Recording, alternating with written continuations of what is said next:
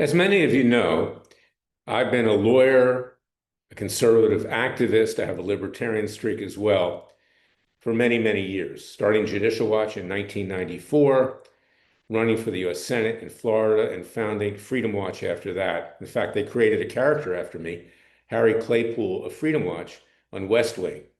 That's how famous I had become. But I don't rest on my laurels because the past is the past, the present is what counts. But it's important, particularly for some of the younger people that are coming up, the young Republicans, the young conservatives, the young activists, to know how I got where I got. And I'd like you to go to Amazon, you can still find it there, and get my book, Whores, Why and How I Came to Fight the Revolution. You heard it, whores, because that's what I've been fighting all of my life. And I gravitate to people who have the courage, like I do, to take on the whores. In the beginning of that book, there's a little story, a vignette about the police in DC, this is many years ago, rounding up the prostitutes and having them go across the bridge on 14th Street to get rid of them, because that's where they used to hang out mostly. But then they would sashay back into Washington, D.C. And that tells you something that you always have to stay vigilant to try to fight government corruption and corruption in the legal profession. You have to do it all the time. It's like going to the gym. You'll get out of shape if you don't do it. And that's what I've been doing. That's why I do it, today, because it's in my blood. I guess I'm a little bit like President Trump. Maybe I'm a masochist because by doing that, I create targets. And I am a target. People that I work with are targets. People that I associate with are targets, particularly in this age of the left, which has become so violent and frankly wants to kill us all.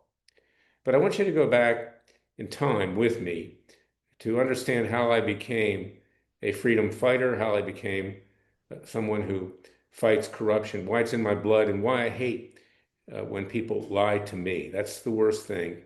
And that was Bill Clinton, back in the 80s, going into the 90s.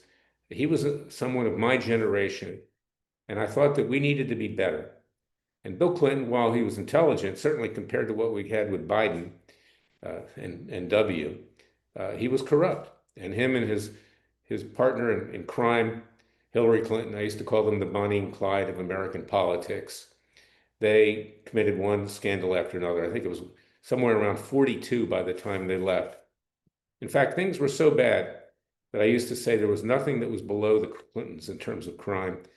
When their administration ended, Hillary Clinton literally stole $40,000 and more of White House furniture, antiques that belonged to the American people. So you see the criticism of President Trump today with regard to doing a ballroom for the White House is nothing compared to actual theft of American property. And President Trump is trying to do it for the American people. He's donating his own money, $250 million, to do that. It needs to be commended. But this tells you a lot about who we are as a people. We've always had a corrupt government. Jefferson believed that when the people fear the government, there's tyranny. But when the government fears the people, there's liberty. We were founded upon a principle that the government is not our friend. We want to limit it as much as possible. And that's what I've been doing with one case after another. And I developed, an unparalleled record as a trial lawyer on behalf of Judicial Watch and now at Freedom Watch. I'm the only lawyer to have ever obtained a ruling that a president committed a crime while in office. That was Bill Clinton, releasing the Privacy Act protected files of Kathleen Willey, who he harassed in the Oval Office. I wound up representing nearly all of the Clinton women who were harassed and threatened if they came forward to tell the truth, except for one who fled to Paris. He was a former runner-up to Miss America. But this is what we need to do today because, and I want you to go to freedomwatchusa.org and donate to our cause. I want you to join our Justice League. I want you to see what we're doing. I'm going to put up a list of our cases that I've had over the years.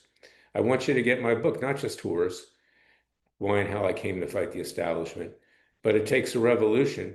Forget the scandal industry and the latest one. It Takes a Counter-Revolution, Wake Up America. I also have a 4-volume work called Essays of a Mad Man, not a madman, but a mad man, of all the articles that I wrote for WorldNet Daily and others. But it's not enough to write stories. We have to do things. President Trump needs our help. We need to be his partner, in effect. He doesn't have enough resources. As I've said before, most of the lawyers at the Justice Department are ultra leftists. They want to slit the throat of Attorney General Pam Bondi, which is why she fired several of them. They want to slit the throat of Donald Trump. They're not loyal. We are loyal. You and we at Freedom Watch are loyal. And we need to stay vigilant because the left is coming for us. We know the number of leftist politicians and others have called for violence against us. The governor of Illinois, the mayor of Chicago, many others in other cities, the minority leader in the House, Joaquin Jeffries. All these people incite violence, and we must take them out peacefully and legally. Now is the time. We've got them on the run. We must finish them off. We must remove them from the body politic of American life. Mainly because President Trump's not going to be here forever. He's only going to be here for maybe a little more than another 3 years. And it's going to fall to us to do the job. I'm not convinced that he has a successor that can be as forceful and as cunning and as street smart and as successful as he has been just in the first year of his second term in particular. So that's why I want you to go to freedomwatchusa.org. I want you to get my books and read them. With a contribution over $75, we'll send them to you for free. But I want you to play a role. It's not enough to sit there and put your feet up on the coffee table and drink wine, beer, or taste a martini, and God forbid, if you're doing something worse, in terms of hard drugs. I trust that our supporters don't do that. Frankly, I think, everything in moderation when it comes to alcohol, but certainly not hard drugs.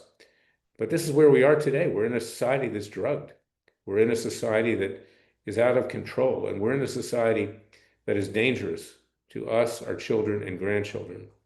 So if you care about them and you care about yourself, please go to freedomwatchusa.org. Join our Justice League. Contribute with tax-deductible contributions. We just don't talk, we act. As I say on our radio show, Larry Klayman does not just report the news. He makes the news. And this podcast is what I'm trying to do nearly every night. We're going to get a bigger radio and TV show as well going into the future because I really need to communicate with you. We've been involved in trying to create, conservative films and others to try to get the American people to understand that we're on the wrong track and we need to change quickly or we'll cease to exist. So I want to God bless you. I want to thank you for all your support all these years. Please join Freedom Watch's Justice League at freedomwatchusa.org. See the things that we're doing. I don't usually crow about what I've done, but I think you need to understand what I've done because I am one of a kind. There's no other Larry Klayman out there, and we need your support. God bless you. God bless America. God save America. And I might add, that also goes to members of our staff. Thank you for listening to me. I'll be back Monday with another special podcast.